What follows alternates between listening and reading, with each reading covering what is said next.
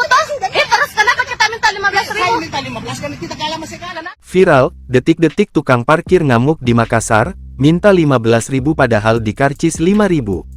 Aksi seorang juru parkir jukir diduga melakukan pungutan liar di Mall Panakukang Makassar tengah menjadi sorotan. Melansir tribuntimur.com, aksi jukir itu berlangsung di sekitar Mall Panakukang, Kecamatan Panakukang, Kota Makassar, Sulawesi Selatan Selasa tanggal 5 Maret tahun 2024.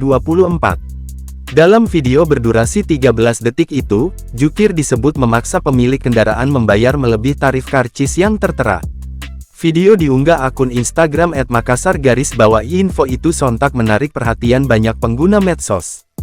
Sosok perempuan di video mempertanyakan nominal yang diminta jukir. Di sisi lain, jukir tetap ngotot dengan alasan pengendara tersebut parkir lama. Bayar berapa?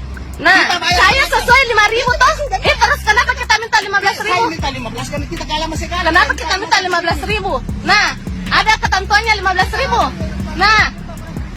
Kasih Humas Polrestabes Makassar, AKP Wahidudin dikonfirmasi mengaku belum mendapat laporan terkait insiden tersebut.